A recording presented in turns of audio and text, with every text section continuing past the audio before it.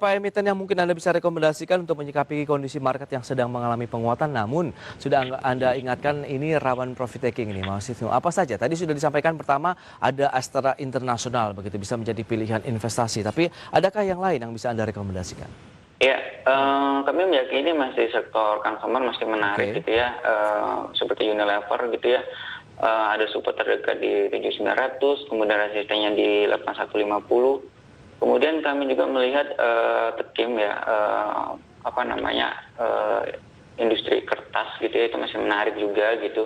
Tekim ini kami amati supportnya di 5.950 dan resistennya di 6.150 gitu ya.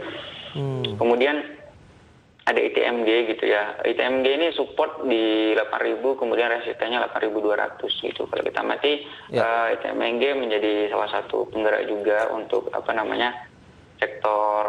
sektor tambang gitu, atau dia leadernya, salah satu leader di emiten batubara juga gitu.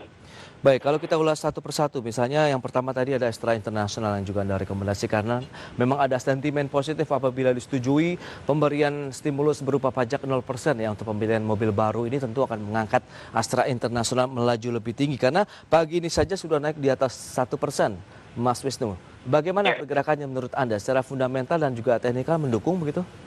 Ya, kembali lagi ya, secara fundamental tentu kinerjanya masih tertekan gitu ya. Which is kalau kita bicara Q3 nanti, menurut kami itu masih akan mengalami penurunan. Tapi kembali lagi ya, pergerakan harga saham itu biasanya itu kebanyakan itu mereka lihat future-nya gitu ya. Oh, ini ada sentimen stimulus kaitannya pajak 0%, berarti investor itu akan melihat future-nya gitu. Oh, harusnya tekanan ini akan mulai berkurang gitu. Nah, itu yang sebenarnya sudah terrefleksi gitu ya dari harga sahamnya 4 hari berturut-turut ini berhasil menguat di Astra International gitu ya. Seperti itu. Baik, rekomendasi yang bisa Anda berikan kita hajar kanan saja atau ketinggalan nih? Oh, sebenarnya kalau di sekarang itu sudah ketinggalan sebenarnya. Nah, itu dia. Bagaimana nih? Sudah tembus 1% loh. Iya. Kalau di sekarang sebenarnya karena naiknya udah tinggi, jadi rawan profit taking gitu ya.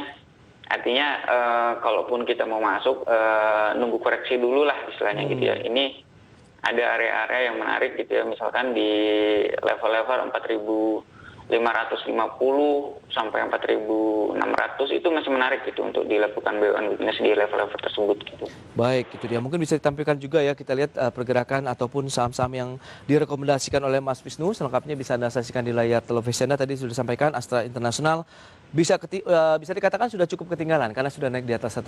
Tapi kalau mau masuk tunggu dulu, bersabar sedikit. Ada pelemahan hingga 4.600 sampai dengan 4.500-an bisa mengambil posisi beli. Nah, masalahnya berikutnya nih, bagaimana peluang resisten upside dari pergerakan Astra International?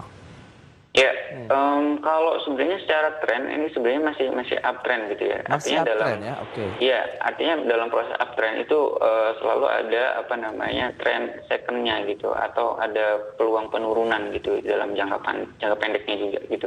Jadi kita melihat nyampe akhir tahun ini kan masih panjang ya, masih ada 2 bulanan lah kurang lebih. Jadi kami melihat ini masih akan ada potensi terjadi penurunan, tapi secara bulanannya masih akan cenderung naik gitu ya, karena sentimen tersebut tadi. Oke, berarti ada peluang keberapa upside yang bisa dicapai untuk pergerakan Astra? Kalau kami amati itu bisa nyampe level 5.300 ya untuk Astra gitu ya. Oke, 5.300 sampai dengan akhir tahun? Iya, sampai akhir tahun gitu ya. Baik, tetap saja buy on weakness ya Mas Wisnu ya untuk masuk di Astra International. Berikutnya tadi Anda katakan Unilever ya. Salah satu sektor juga yang Anda jagokan begitu. Bagaimana peluangnya? Apakah memang diuntungkan dengan kondisi pandemi begitu, dalam artian PSBB pun tetap kan orang memanfaatkan produk-produk dari Unilever? Ya, sebenarnya terlepas dari pandemi atau tidak, sebenarnya kan sektor consumer atau seperti Unilever ini kan punya keunggulan, yaitu stok defensif gitu ya. Kalau kita amati ketika krisis juga ini salah satu sektor yang masih penguatannya akan cepat sekali reboundnya gitu ya. Kalau kita amati hingga akhir tahun itu ada peluang memang di Unilever itu penguatannya hingga di level 9.000 ya kalau kita amati gitu ya, secara secara tren memungkinkan gitu ya untuk menyentuh level-level tersebut. Baik, target price 9.000 sekarang sedang mengalami tekanan minus 0,31%. Apakah kita mengambil posisi beli saja level-level saat ini di 8.025 atau menunggu di bawah 8.000 saja? Ya, sebenarnya di level 7.900 hingga level 8.000 itu menarik gitu ya untuk kita lakukan pembelian gitu ya untuk Unilever. Baik, itu ada untuk Unilever, Astra International. Masih ada Tekim dan juga ITMG ya Mas Wisnu. Tapi kita bahas di segmen berikutnya, kita akan jeda dulu sebentar. Dan pemirsa, jangan beranjak dari tempat Anda, kami akan segera kembali usai jeda yang satu ini.